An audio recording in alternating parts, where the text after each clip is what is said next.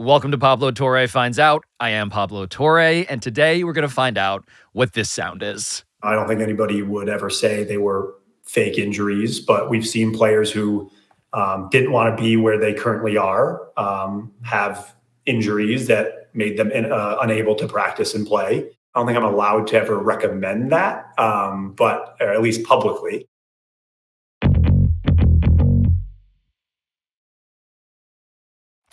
We have the documents from last time. Okay, that's still in my hand. You still have that thing? Oh, I put it under my pillow at night, like the collusion fairy is coming to visit me. And a lot has happened since, by the way. We released these documents, Mike. A lot has happened in public, even more so in private. But the thing I am most interested in today, what I'm most excited about today, what has blown my mind today, is something that has been kept even quieter. If that is possible, and you're already smiling because we're going to get into something that nobody else has pointed out yet. So thank you for coming back to do this again. I enjoy the collaboration very much. I like how we challenge each other and push each other to get new stuff. It's a lot of fun. And as we have learned, there was a lot more meat on the bone than we realized the last time around. Yes, I got to speed run the recap. The first episode we did. It basically involved, for those who have been actually asleep, an unprecedented joint cover-up of a secret legal document that involves some of the most explosive issues and some of the most famous people in America's most popular sport. A union source had told me, quote, "It's the holy grail for the union. This is 61 pages, gory details, how the league actually works, independent judicial arbitrator, all of that stuff." We published it, and the case was National Football League Players Association v. National Football League. And Mike, I think your cookie jar metaphor is probably the best way to just summarize exactly what happened here, because the NFL Management Council was caught doing something, but escaped something else. Despite having the cookie crumbs all over their shirt and a mouthful of cookies, they convinced the arbitrator, we're not eating the cookies that you think we're eating, i.e., these are not the droids you're looking for, and the arbitrator bought it.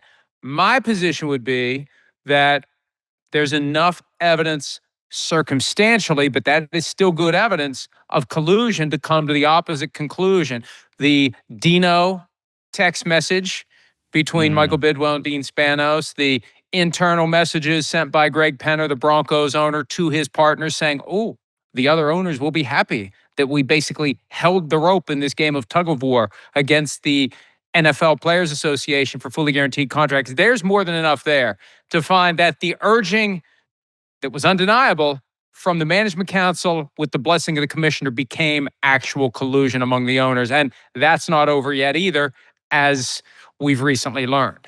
Yes, we got to summarize this because it's still ongoing, it turns out. Quote, "There is little question," the arbiter wrote, "that the NFL Management Council, with the blessing of the commissioner, encouraged the 32 NFL clubs to reduce guarantees in veterans' contracts." End quote. And you referenced some of the fun texts we got.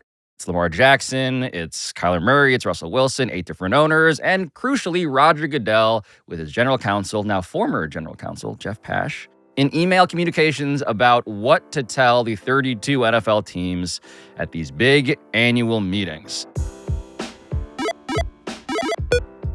And so what we're about to do here today with Mike Florio, recovering lawyer and proprietor of Pro Football Talk, is crack open one of the most explosive questions that we only began to answer, it turns out, in the first episode we did with Mike 2 weeks ago. Because look, I get why the NFL would want this stuff buried. But why would the leadership of the NFLPA not want anyone else to know the details of what Florio and I just referenced? Why is it that even the players named in this 61-page ruling themselves could only read this stuff because I leaked it? And for that, we got to turn here for a second to the Cleveland Browns, who signed quarterback Deshaun Watson to that unprecedented, fully guaranteed contract that triggered Goodell's emails and all those private texts that got discovered. But also, crucially, we turn to the Browns' deeply ambitious starting center, J.C. Tretter, the outgoing 2-term NFLPA president at the time, whom the Browns cut right as Watson got signed, and union leadership at the highest level was also changing. That was the same month, which led to this deeply unusual search for a new executive director of the union.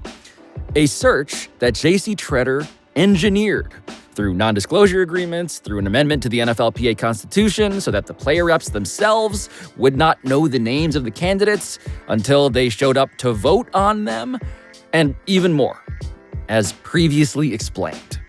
It was in complete and total secrecy. We had no idea who the candidates were. And the stated reason for it was, we don't want the media to try to influence our players, assuming the players are even paying attention.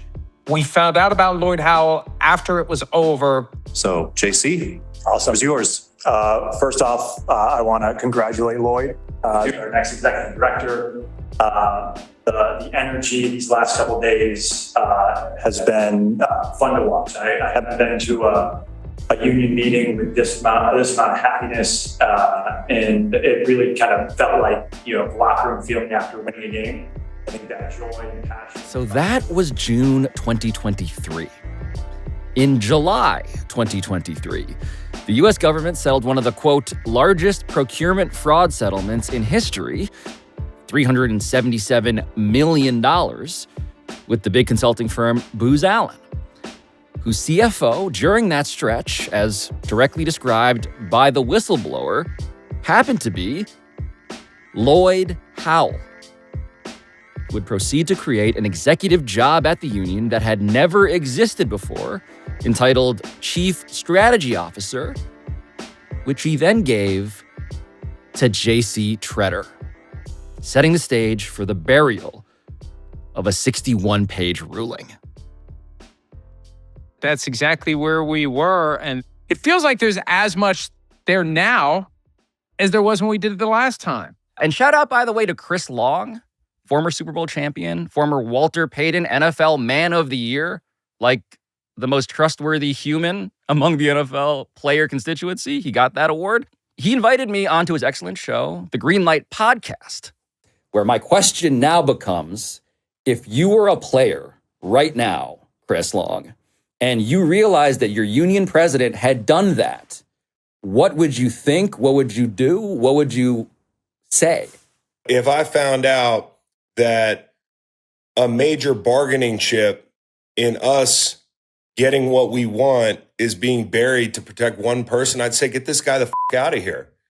And I got plenty of money. I made my money. But for me, the thing that makes me upset is, and I understand why owners don't want to give guaranteed money. We're like rally cars, bro. We're all going to break. And, the product, you don't want to pay guaranteed money for a product that that is going to break and be sitting on the sideline. I get all that from a business standpoint, but this is what we want. And we're not going to get it, it seems like, ever, because now you got a smoking gun that says, hey, they did collude. And the arbiter's gaslighting us. The NFLPA is kind of looking the other way. And for something strangely personal. The personal part of this he's referring to is J.C. Tretter's texts to DeMaurice Smith, the former executive director of the union, about Russell Wilson, blaming Russell Wilson, calling him a wuss for not fighting for the full guarantees in his contract that, of course, simultaneously revealed in this 61-page document, Mike, the Broncos owners that you referenced before, Mr. Penner, was also clearly plotting to not give him for reasons that are entirely in this larger top-down fashion. And so that's also bubbling, is that players, former and current, are beginning to take notice of, wait a minute, who is in charge here today? And not enough of them are speaking out publicly. Beyond Chris Long, J.J. Watt has commented and I think is paying attention. But one of the things I've noticed, Pablo, whether it's agents, whether it's players, whether it's anyone who has any relationship to the league or the union, there is such a fear of reprisal. And people have told me, now obviously off the record, but they flat out said, I'm not getting in the middle of this because I do business with teams. I do business with the union. I rely on the union, for example, to get my fees if my clients don't pay me. I have to avoid being disciplined by the union. I don't want to piss anybody off. So a lot of people have opted to stay quiet. And we got to give credit where credit's due, because so many of our colleagues in the media took their heads and buried them in the sand ESPN's reporting last week from Don Van Natta Jr. and Kalyn Kahler really helped turn up the heat on all of this. The biggest developments in that report, Mike, that pushed this story ahead. Do we start with the NDA? I feel like we got to start with just that headline, right? The idea that there was an NDA as it relates to the NFL and the NFLPA coming together, agreeing to keep secret the ruling in the collusion case that was issued January 14, 2025. And they also agreed to press pause indefinitely on the post-ruling litigation. But they found the smoking gun evidence of an agreement that never should have happened. If you're representing the interests of the players, there's no reason to hide this. And once it comes to light, why not explain to the world why you decided to hide it? Why not give us the strategy behind this idea that it's in some way good for the players to hide this? The quote from the ESPN report, the 61-page arbitration ruling was to be shared only with league and union lawyers and a handful of senior union and league executives while the NFLPA considered its next legal move, end quote. And that next legal move is the next step in our recounting here. And this part is what made me laugh out loud. Nearly 6 months after arbiter Christopher Droney's decision, but just 2 weeks, Mike, 2 weeks after our episode dropped, and only once Don Van Natta started following up about this story, the NFLPA on the evening of July 8th, led by Executive Director Lloyd Howell Jr., decided to seek an appeal of the ruling that had been kept quiet by confidentiality agreement with the NFL, according to a senior union source. Quote, "The appeal is a reflection of our obligation to enforce the CBA and our commitment to protecting our players' interests. We'll do what's best for players and we'll exhaust our options in doing so," end quote. Pablo, there are not many things in this world of which I'm certain. I am certain of one. There is no way that appeal right gets exercised when it does if the secret deal hadn't been blown up, sir, by you finding the 61-page document. They would continue to be indefinitely pausing. And maybe that was the play all along for the union. We're not going to do anything here until we're forced to do something. And everything you quoted by way of what they said their obligation is, that obligation existed on January 14. Yes. Why did it go into hibernation until they were forced to take action? And so this set the stage for another follow-up report by those ESPN reporters. They nailed down something that I had heard, which is its own remarkable development when it comes to what is not being said here out loud. And it's about Lloyd Howell Jr. and his other jobs, because getting paid $3.4 million to run the most important union in sports in America, it's a tough economy to make it on $3.4 million, Pablo. You should know that. I mean, look, there but for the grace of God go I, right? If only, if only. Listen, what Lloyd Howell was now conclusively reported to be doing, Mike, and how he was doing it, it feels like it's pulled out of a script that would be tossed out because it's too on the nose when it comes to what people suspect Lloyd Howell is doing. I have a hard time explaining to anyone what happened without laughing. The idea that the person who is ultimately in charge of the most significant sports union in America has a part-time consulting job, I can't do it now, with a private equity firm that is on this short list of private equity firms that have been pre-approved by the mortal enemy of the National Football League Players Association to purchase minority interests, lucrative and valuable minority interests in NFL franchises. And nobody seems to care. Well, an unnamed union lawyer cares, but nobody else connected to the NFL Players Association seems to care about one of the most laughable and cartoonish, that's the word. It is a cartoonish conflict of interest that the union doesn't care about. Essentially, Lloyd Howell has a side gig as an operational executive with the Carile Group, a company that is, yes, on the short list of pre-approved private equity firms that are actively trying to and have now been granted permission by the NFL to be in business with the NFL. But for now, you just need to know that the NFLPA on Sunday did release a statement responding to all of this and more, Mike.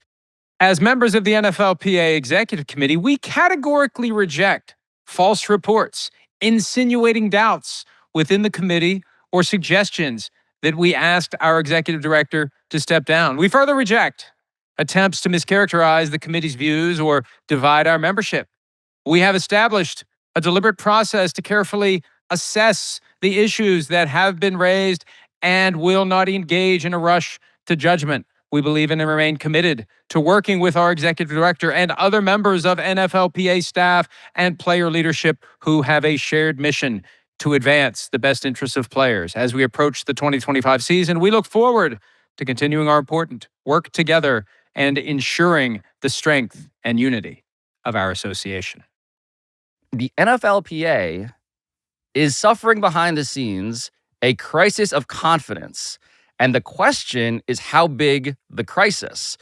Because something else that ESPN reported here, sources told them that the union last month hired an outside law firm, Wilmer Hale, to work with a special committee of players to review Lloyd Howell's activities as the executive director.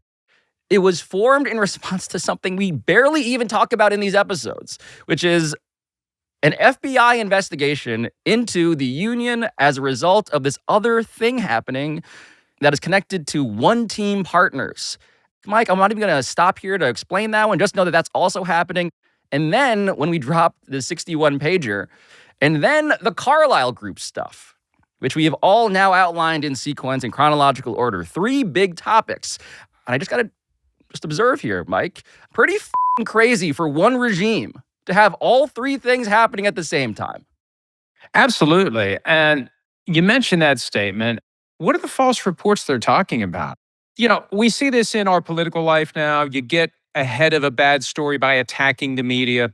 And it's sad, it's convenient, and it's not uncommon these days that those who are trying to get to the truth are the ones who become the villains when those who are trying to hide whatever it is they may or may not have done wrong decide we're going to turn the tables and we're going to go on the offensive.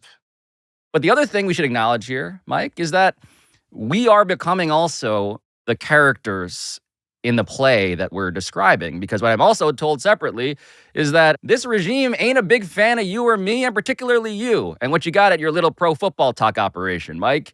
Didn't you hear that I want to be the executive director? Didn't you hear that? Tough economy, man. Or that I'm the puppet master who wants to install an executive director for my own purposes. I mean, it worked the last time, apparently.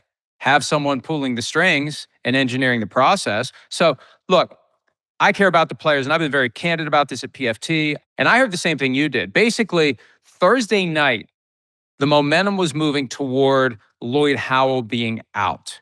And someone, or more than one person, leveraged things I wrote and things I said into getting enough of the executive committee to circle the wagons, and it's us against them, and don't let them on the outside interfere with us. It's part of the justification J.C. Tretter gave 2 years ago.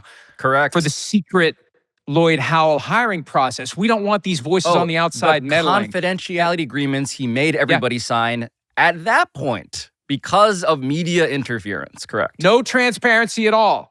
We don't want people on the outside poking around. So we can do whatever we want to do behind the curtain and nobody knows what's happening. And God forbid if anyone does. And look, I was very candid. Once I found out that Lloyd Howell is working on the side for the Carile Group, which is in bed with the arch enemy of the NFL Players Association, I said, are you kidding me? And then that was used to pull everyone together. And we're the assholes who are trying to disrupt unity and solidarity within the NFLPA. Meanwhile, I refer you to every other thing we've reported that, by the way, for the record here, has not been challenged at all. I have heard 0.0 repeating things when it comes to factual correction, pushback, questioning from the NFLPA or the NFL. Since we started reporting this, 0 things. So I'm merely saying that all we can do is give you the truth as we have exhaustively, sleeplessly reported it, and you be the judge. Which brings us, Mike Florio, to the thing that has not become a thing in public quite yet. The thing I am most excited to discuss today with you because, as it turns out, poetically, and of course it does, there was another arbitration ruling that nobody has seen before. An arbitration ruling that is even more secret than the one that I published 2 weeks ago, the 61-pager. And I think both of us think, it is a significant missing piece in understanding this entire story.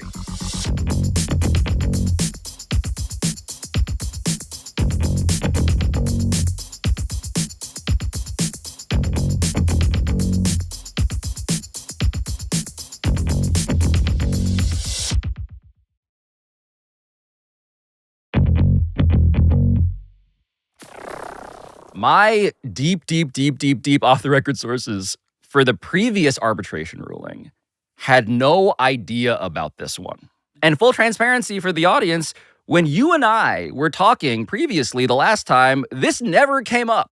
I talked to people in front offices, at law firms, at the union itself. Nobody knew shit about this thing.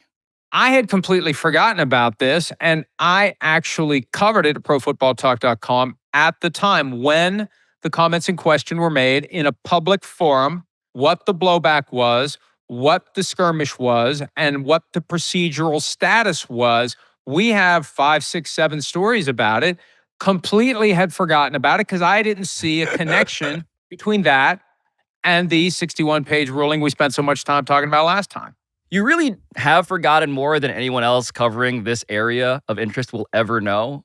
But this was July 2023, and it was a podcast appearance by a very relevant character in this story.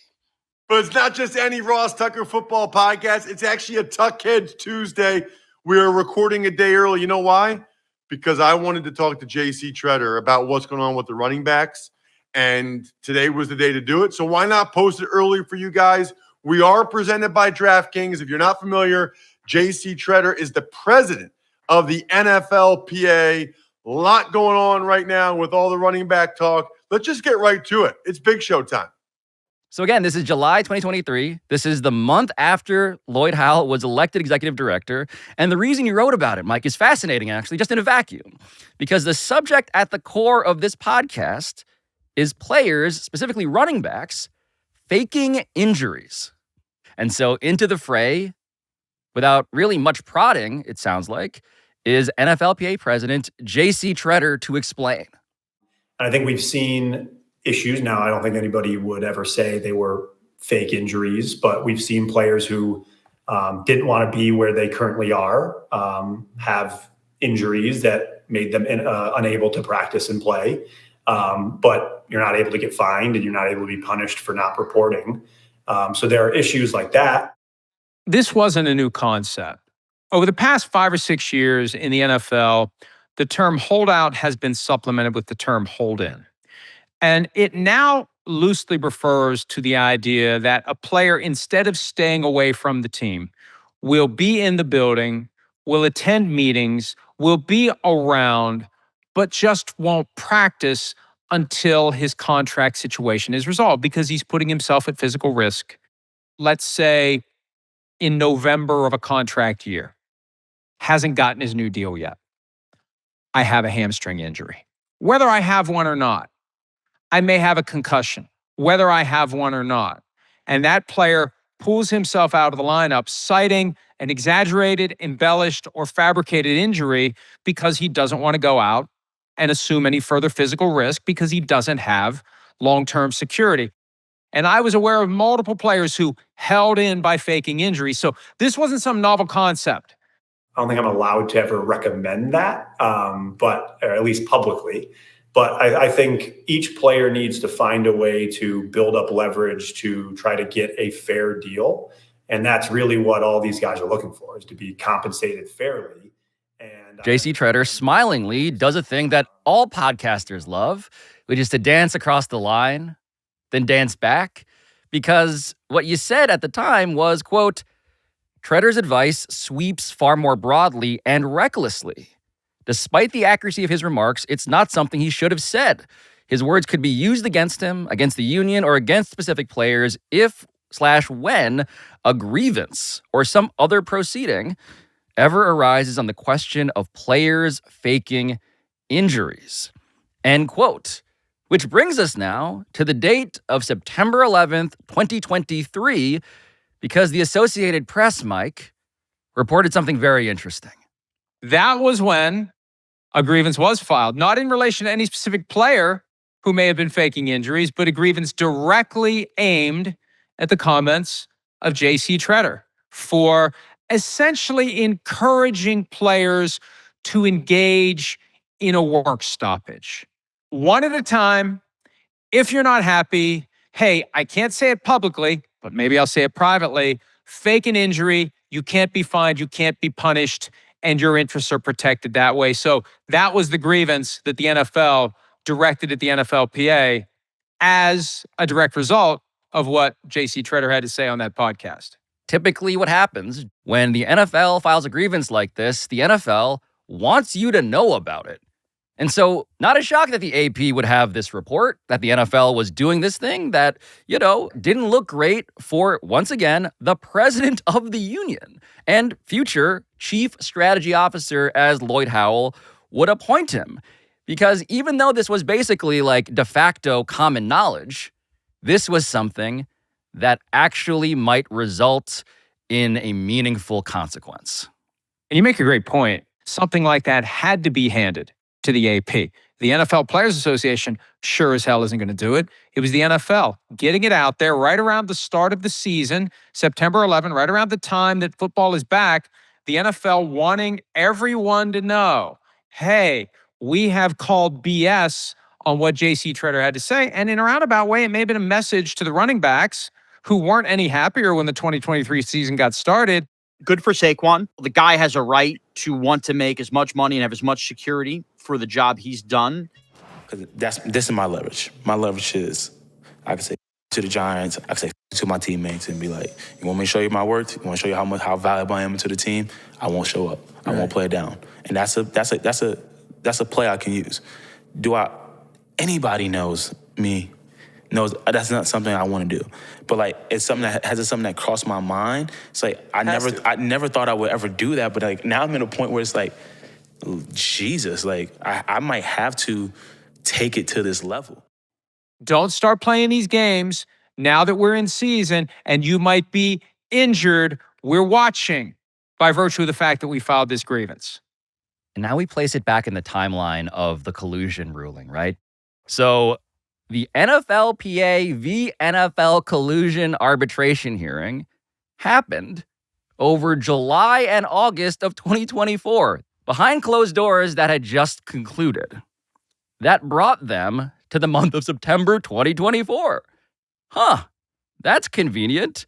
It's convenient that after a whole set of hearings in which JC Tretter himself is one of the people who testified, there would be this related parallel movement, National Football League Management Council versus National Football League Players Association, which is just to say that as they were still figuring out what's going to be the outcome of this fateful suppressed ruling that was at the core of episode 1, this also was happening.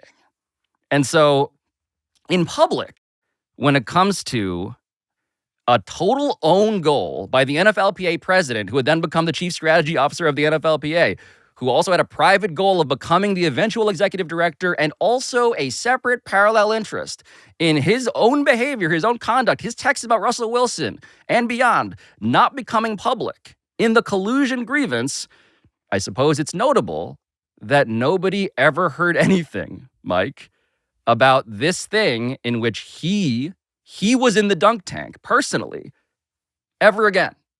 It just disappeared. No more article writing, no more sources leaking anything. It was done. And so all logic would indicate that it disappeared because the NFL must have lost. Mike, the NFL must have lost because can you imagine, this is an honest question, Can you imagine a world, by the powers of logic, where the NFL, given the collusion timeline in parallel to this, wins a grievance against not just the NFLPA, but the president of the NFLPA, the president who had stepped in it in this way?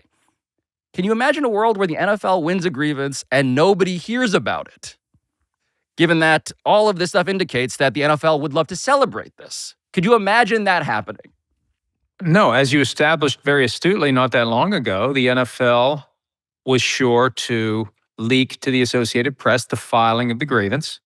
Clearly, this grievance must have been ridiculous and without merit, Mike, as I believe the NFLPA said to you when you finally asked them about it this week. This was all on the record from the NFLPA when I inquired about the disposition of the J.C. Tretter fake injury grievance. Statement from the NFLPA. As we said at the time, this grievance was ridiculous and without merit. The arbitrators since found no evidence that players faked injuries, and the NFLPA does not encourage our members to do so. End of statement.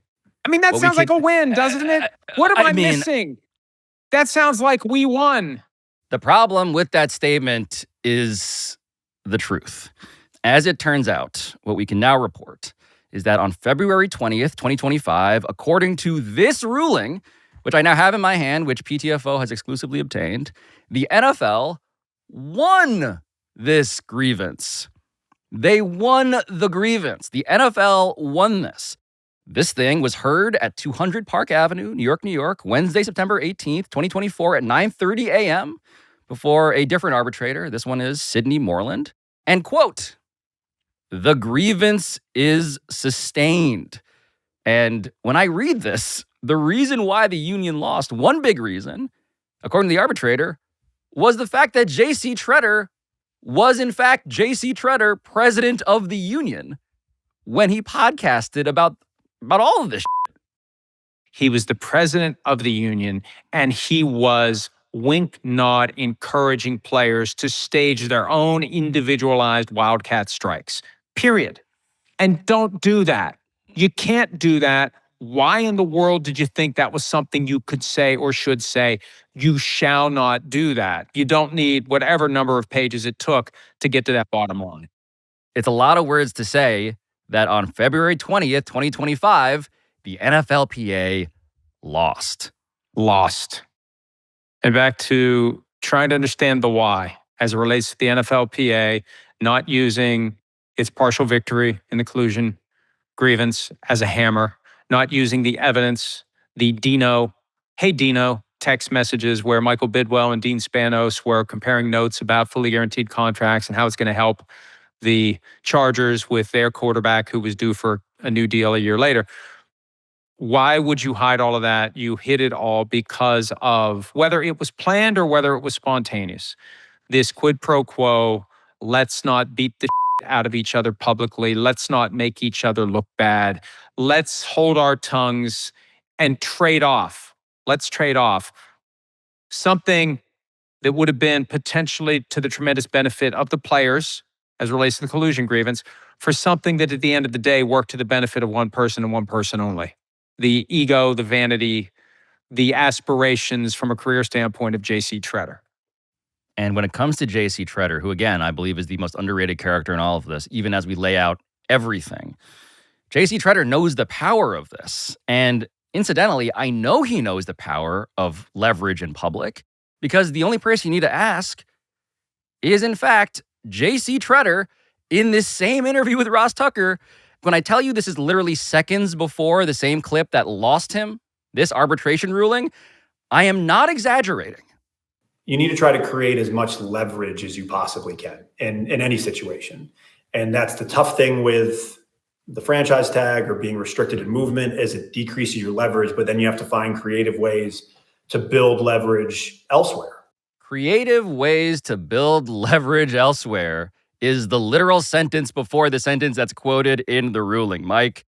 And look, man, it's just hard for me to not think about this in the way that I think the NFL thinks about it, which is biggest picture available. right? They want an 18th game. They want to figure out, how do we get the leverage that JC Tretter is talking about? How do we create that? It seems like they really enjoy having the regime of Lloyd Howell and JC Tretter around to negotiate with before the actual negotiation that they really do care about. I think you're right. Don't make waves. Don't create issues. Don't put anything out there that would potentially remove from the equation one of the people who may help you get to where you're trying to be. We don't want to upset the NFLPA apple cart. I used to joke about Lloyd Howell being a Manchurian candidate back when he was hired. I mean, the private equity stuff, once that came out, I said, maybe it's not a joke. So you got somebody who potentially is going to give you everything you want. When the issue of 18 games first came up last year, who doesn't want more football? That was a quote from Lloyd Howell. It helps the NFL in multiple ways, and it is diabolical. It is genius. We avoid embarrassment for our attempted collusion, and we avoid embarrassing someone who is our preferred partner in negotiation.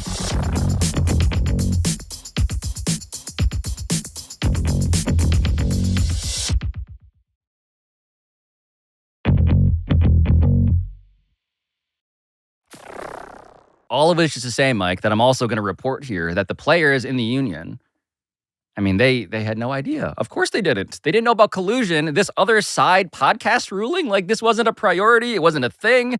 In fact, even though the decision was February 20th, I am told that it was not part of the annual report in March that is given to the 32 player reps. It was not in writing anywhere. It was not given to the 32 player reps, by the way, who actually hold the power in the union to effect change by the power of their vote.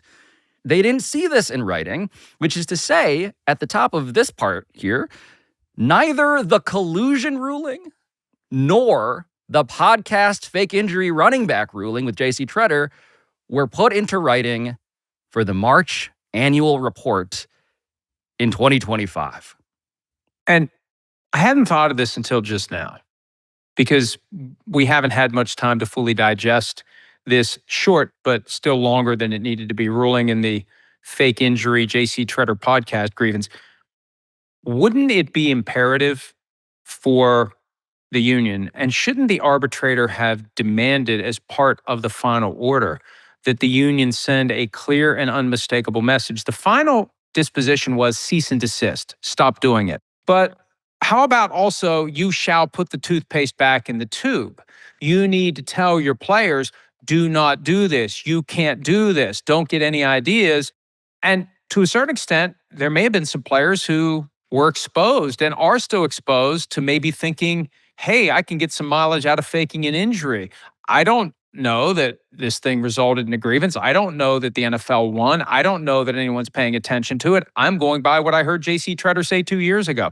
So I think that, number one, the final ruling should have told the NFL, mandated that the NFLPA tell its players, pay no attention to what JC Tretter said in 2023. It was stupid and ill-advised and improper. And two, make sure the players know, even without language in there putting an affirmative duty on the NFLPA to tell the players, they should have wanted to tell the players, hey, players, by the way, we said some dumb shit in 2023, and it created a big mess, and we lost. And here's the takeaway. That thing that I kind of joked about doing, don't ever do it. Don't ever do it. That should have been communicated at a minimum to the players. And so now I want to reintroduce the concept of the executive committee, because the question of who's in charge at the union, who's calling the shots here, we know JC Tretter and Lloyd Howell. And what the union will tell you is that we hired a search firm named Russell Reynolds. And Russell Reynolds, look, they're the ones who vetted everybody. This Booz Allen thing, the largest fraud settlement anybody can remember in American history, $377 million. Lloyd, the CFO, Russell Reynolds is the one who vetted that, right? It was them. A bit of, again, just arm's length, ostensible arm's length distance between the union and JC particularly and Lloyd. Which brings us to today, right? This other institution, this other group that is figuring out, okay, How do we vet Lloyd Howell again? And Mike, this special committee of players, which we referred to at the top of the show, that has hired Wilmer Hale as their outside counsel here, because again, it started because of the one-team stuff and the FBI investigation at that point, before the collusion 61-pager was released by us. But the very premise of we are going to get an outside counsel to evaluate our most powerful person, ostensibly, Lloyd Howell. I mean, the question I have is like, how legit is this? I've conducted independent investigations, and they're never truly independent, because what happens is when the lawyer gets his or her marching orders, his or her assignment, if you're smart, which I'm not, but I was still able to pick up on it most of the time, you can pick up where the person hiring you would like this to go if it can. That is not to say you make up evidence, you ignore evidence, you fabricate evidence to get to where the client seems to want to go. But usually what happens is it's a bunch of gray. And there's a lot of discretion in that gray.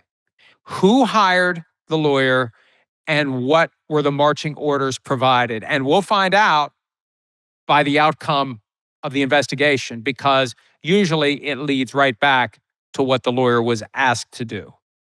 So here is one clue, one important sign as we try and forecast the legitimacy of the second vetting of Lloyd Howell.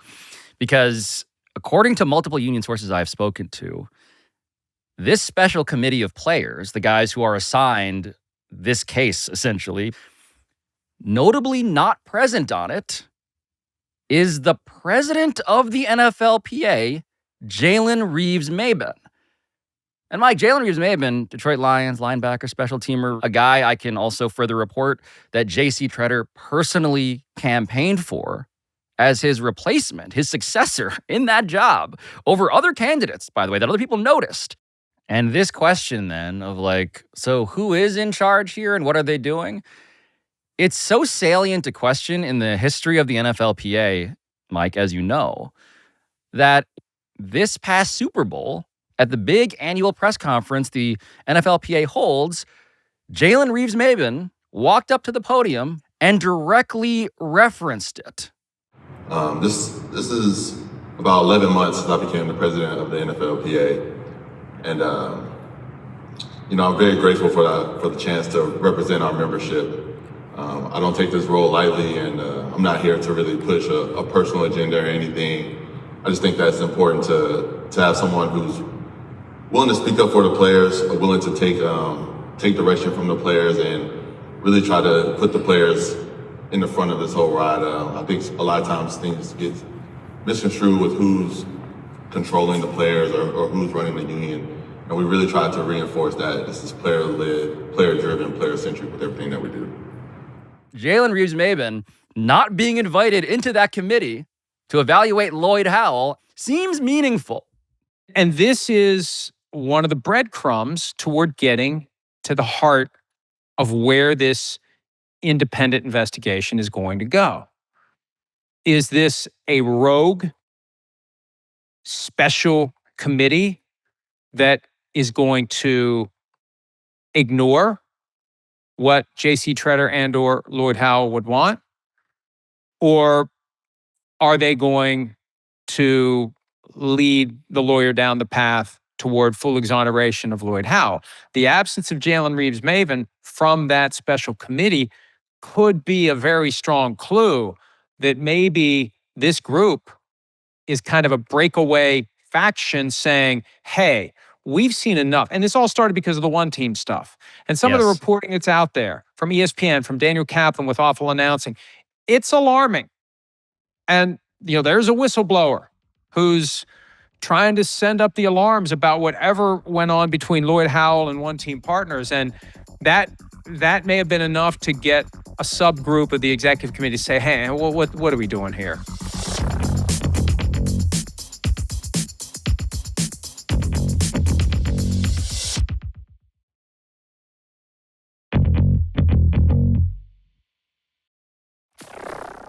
But the group that I want to get to, that's connected to all of this, of course, is the Carlyle Group. Lloyd Howell, per ESPN's reporting and my further confirmation, was told by a union lawyer, this is not a good idea for you to have this side gig with this private equity firm. We should note something, that as Lloyd Howell is saying behind the scenes, and the position is behind the scenes, I only deal with the aerospace and defense part of the Carlyle Group, not the NFL and sports side that has anything to do with NFL owners, right? That's the threading of his needle. I'm the aerospace defense guy, not the private equity talking NFL owners guy. Maybe the right person to hear from at this moment happens to be Lloyd Howell himself. And this video, the NFLPA actually posted themselves on their official Twitter account that, again, pretty much nobody noticed or cared about at the time.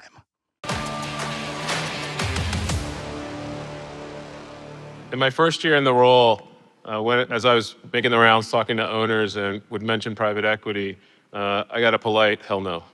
Like, not my team, made sacrifices. The list went on and on as to why they were not in favor. And then less than a year, they voted on, for teams who elect to participate, up to 10%, non-voting, non-controlling, essentially a limited partnership. So what changed? To grow, you need capital, right? And so to the extent that you can get capital and not give up control, that's a pretty good deal. And then you get into the specifics that I just don't know.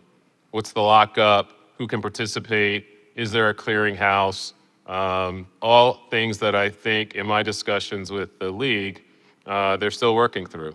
Today's professional football player, athlete, thinks about their sport, their job, differently than in the past. So, Mike, there are two things there. And I want to start with the first thing, which is that is, in fact, sound of Lloyd Howell just saying, yeah, when I talk to NFL owners about private equity and whether they would accept private equity, they say hell no to me, Lloyd Howell. And I'm like, is this not the literal problem? That he is, in fact, talking about the thing he's saying, I'm just the aerospace guy. Yeah. They say hell no, but now they say hell yes. How did they get to the point where they said hell yes? What if I told you that the head of the union has a vested interest in his private equity group that pays him, we don't know how much money, to be a consultant, to try to get his employer on the side positioned to purchase lucrative stakes in NFL teams? And I long for the good old days when people actually gave a shit about conflicts of interest, when it actually was viewed as a negative, not just, oh, well, do whatever you want. So, Mike, as we look and review the video that we played for you, posted on Twitter by the NFLPA, and I presume the main audience for such a video is, of course, like NFL players, their constituency, as well as the media, but the players themselves, that's who they care about. I should point out the second thing that made me laugh about that video. And I've become, pretty hyper aware of just editing these days. And there was, if you're not watching on our YouTube channel, a very funny, subtle, but noticeable jump cut. Ooh. In that video. Something was missing. Something seemed edited, at least. So, you may recall that video of Jalen Reeves-Maybin that I showed you before. I should disclose that video was not posted by the NFLPA. That video was posted at that off angle by the South Florida Tribune's YouTube channel, which happened to post the full 50-minute press conference from the room off a cell phone at the time. Mike, there are fewer views on that video than there are members of the special committee to review Lloyd Howell. I was view number 4 when I found this.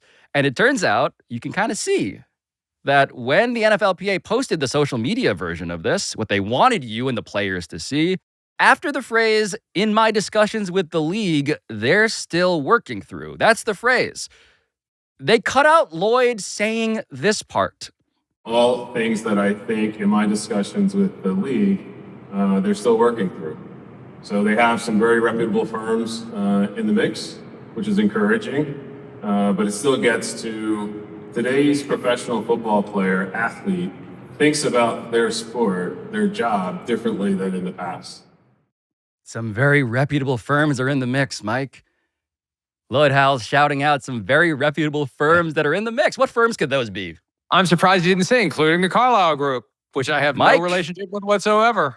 Mike, on that note, I want to continue to resume the original Twitter video here that the NFLPA posted. But, wealth creation. They're thinking about legacy. They're thinking about their families. They're thinking about, what entrepreneurial platforms can I get into? We actually have players who... You see that one? Yes. Did you see that cut? You saw that Yes. cut? So right where Lloyd says, quote, what entrepreneurial platforms that I can get into, I decided again to go back to the South Florida Tribune, that beacon of journalism, to see what got cut. What entrepreneurial platforms can I get into? And so life after football is not as important, but is as important as what they're doing at a very young age. So there's questions that certainly I have. I am an operating executive at Carile Group. I do understand enough to be dangerous when it comes to private equity. It is intriguing, but it is intriguing that today's professional football player has more of an equity mindset. They want to put their money to work, right? And so in order to do that, here is a platform. Why can't they participate? And it could be for conflict of interest reasons. It could be all sorts of reasons, but in my experience, you can work through that, right? You can set up the right safeguards. Oh, apparently you can.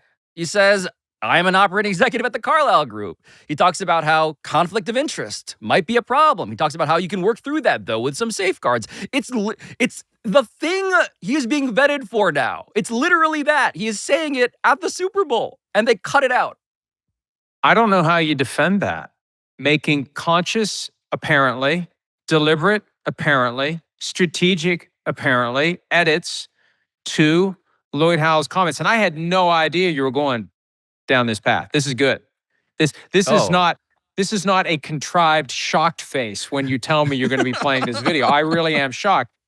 As he is saying this, it's just worth noticing that the players on stage with him, Austin Eckler, Case Keenum, Jalen Reeves-Maben, nothing.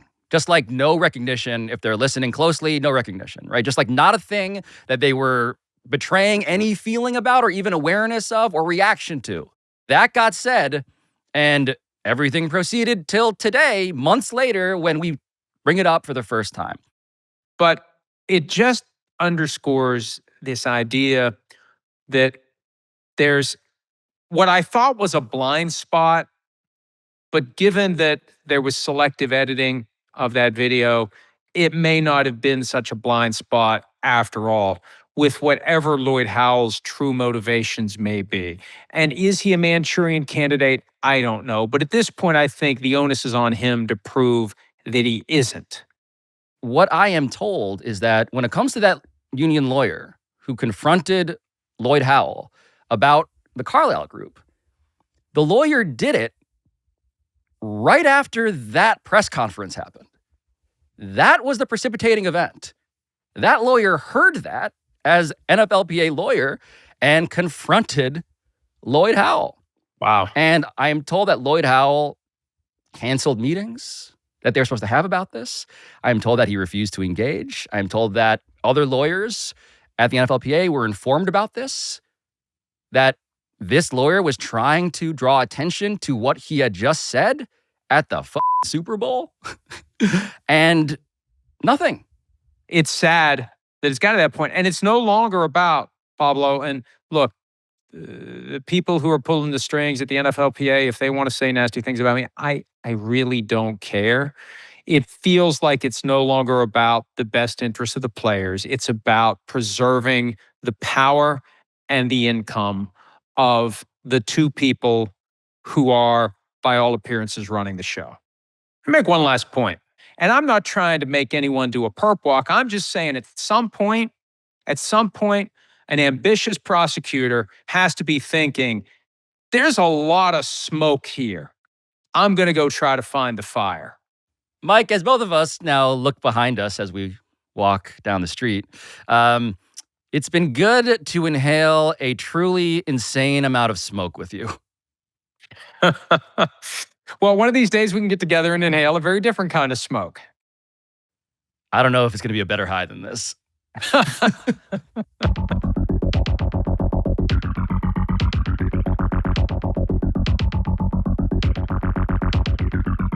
This has been Pablo Torre Finds Out, a Meadowlark Media production.